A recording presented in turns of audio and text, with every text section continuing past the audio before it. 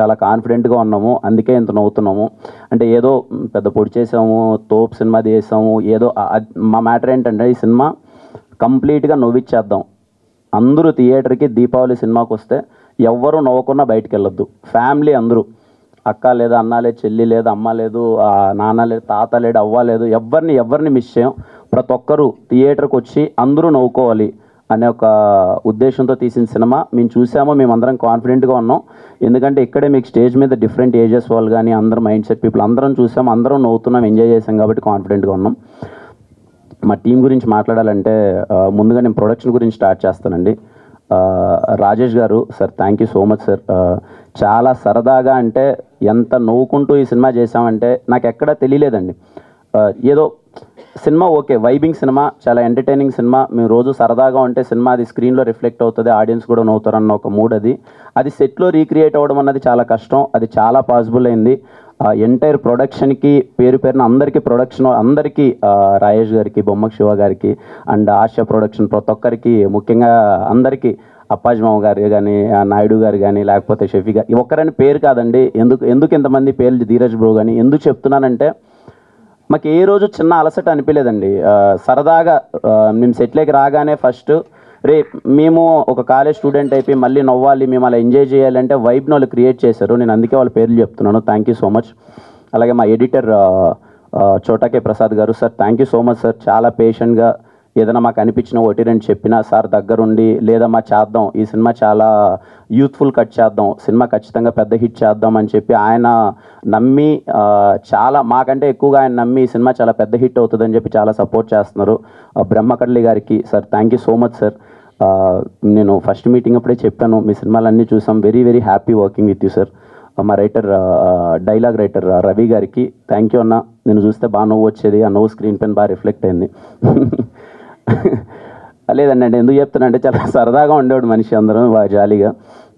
అలాగే చేతన్ భరద్వాజ్ గారు, ఏమో నాకు తెలియదండి, లక్కీ చామ్ అనుకోవచ్చు. నాకు ఎస్ఆర్ కళ్యాణ మండపం అంటే నేను ఫస్ట్ పెన్ను పెట్టి రాసిన కథ ఆయన దగ్గరికి వెళ్ళి చెప్పాను, సార్ అయితే బాగుంటుందని చెప్పి. ఆ రోజు నుంచి ఇప్పటిదాకా మేము చేసిన రెండు సినిమాలు, ఎస్ఆర్ కళ్యాణ మండపం కానీ, వినరోభాగ్యం విష్ణు కథ కానీ, ఇప్పుడు ఇది కే ర్యాంప్ కానీ, చాలా స్పెషల్గా అరే కిరణ్ బాగుంది సినిమా, వైబింగ్ అని ఎంజాయ్ చేస్తున్నారు. నేను ఫస్ట్ ఆఫ్ ఆర్ఆర్ చూసిన తర్వాత చాలా ఎక్సైట్ అయింది సార్. నా నోట్లో అంటే మామూలుగా చాలా రేర్గా వస్తాయి బూతులు, అవన్నీ వచ్చేసాయి నిన్న నైట్ ఆర్ఆర్ చూసిన తర్వాత. అంత ఎక్సైట్ అయిపోయాను, ఆపుకోలేక అసలు ఏంట్రా ఇంత బాగా కొట్టేసాడు ఏంటి, ఇంత బాగా వచ్చింది ఏంటి అని చెప్పి. Thank you so much sir. ఇలాగే మనం మరిన్ని సినిమాలు చేయాలి మనము. దెన్ మా డిఓపి సతీష్ భయ్య రాలేదు ఇక్కడికి, థ్యాంక్ యూ సతీష్ భయ్య. మంచి విజువల్స్ ఇంత సపోర్టింగ్గా మొత్తం అంతా చేసినందుకు. అలాగే యుక్తి చాలా సపోర్టింగ్గా ఉన్నిందండి. కొంచెం నాకేమో సిగ్గు బిడియం, అంటే కొంచెం కష్టం అంత ఈజీగా మూవ్ అవ్వడం. అది ఈ సినిమా చూస్తే కొంచెం రొమాంటిక్ వైబ్ ఉంటుంది ఈ సినిమా, కొన్ని సీన్స్ అవి ఉండేటి, చాలా సపోర్ట్ చేసింది. మోర్ దెన్ దట్ ఈ సినిమా హీరో క్యారెక్టర్ ఎంత ఇంపార్టెంట్, హీరోయిన్ క్యారెక్టరేషన్ అంతే ఇంపార్టెంట్ ఉంటుందండి. అంటే నేను చిల్లరనా కొడుకుని, ఆ అమ్మాయి ఏమో పిచ్చిది, అంటే ఇద్దరము మిక్స్ అయితే ఎలా ఉంటుంది అన్నది సినిమా అండి. అంటే ఇంకా మెంటల్గా బిహేవ్ చేయాలి. మన కొంతమంది ఉంటారు కదా గర్ల్ ఫ్రెండ్స్, అది పిచ్చిగా బిహేవ్ చేస్తారు, అది అమ్మాయి క్యారెక్టర్. సో అలాంటి పర్ఫామ్ చేయడం అన్నది చాలా కష్టం, చాలా బాగా చేసింది. రేపు మీకు అది సినిమాలో తెలుస్తుంది. మీకు ఇప్పటికే టీజర్లో కానీ గ్లిమ్స్లో కానీ ఒకటి అర్థమై ఉంటుంది వైబ్, నేను ఎంత వణుకుతున్నానో అంత వణికిచ్చేసింది నన్ను సినిమాలో. నిజంగా మీ లైఫ్లో అలాంటి అమ్మాయి అంటే నాకు వచ్చిన బూతుల కన్నా 100 బూతులు వస్తాయి మీ నోట్లో. నా సిచ్యువేషన్ అది, మీరు రేపు సినిమాలో చూస్తారు. థ్యాంక్ యూ యుక్తి ఫర్ బీయింగ్ సపోర్టివ్.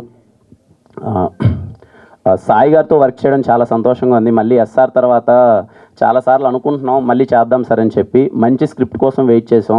ఈ రోల్ చాలా బాగుంటుంది.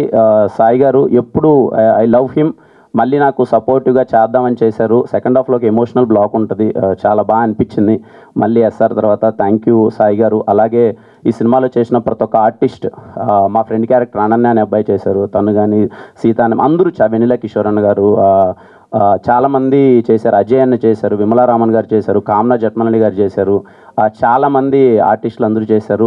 ప్రతి ఒక్కరికి థ్యాంక్ యూ సో మచ్. ఎందుకంటే సెట్కు రాగానే తెలియకుండా పాజిటివిటీతో వచ్చేసేవాళ్ళు అందరూ. అది ఎందుకు ఏర్పడిందో తెలియదండి.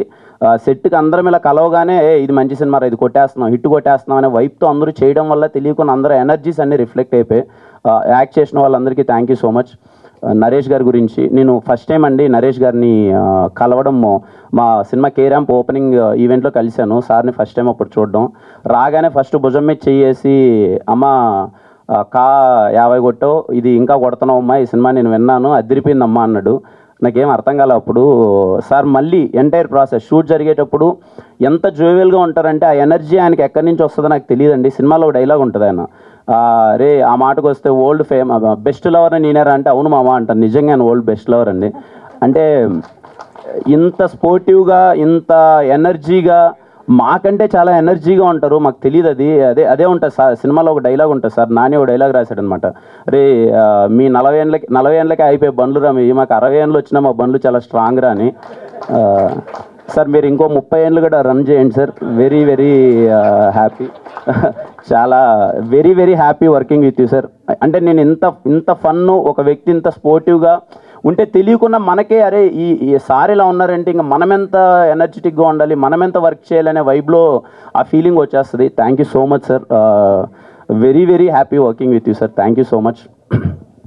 ఇంకా నాని వేయలేదండి. నాని ఒకసారి అదే ఎస్ఆర్ కళ్యాణమండపం సినిమా చూశాడంట. వీడేదో బీఆర్ హైటెక్లో సినిమా చూశాడు. ఇంట్రడక్షన్ సీన్కి ఏదో అందరూ పేపర్లో విసిరేస్తా ఉంటే ఇతనితో సినిమా చేద్దామని వచ్చాడు. అసలు అది కుదరలేదు ఎందుకో, ఎప్పుడు మళ్ళీ కలిశాడు కొన్ని రోజుల తర్వాత. నాని కథ చెప్పగానే నేను 2.5 hours అసలు కంటిన్యూస్గా నవ్వుతూనే ఉన్నాను. మనోడు బేసిక్గా ఏంటంటే మన కాలేజ్లో ఫ్యాన్ వార్స్ జరుగుతుంటాయి కదండి.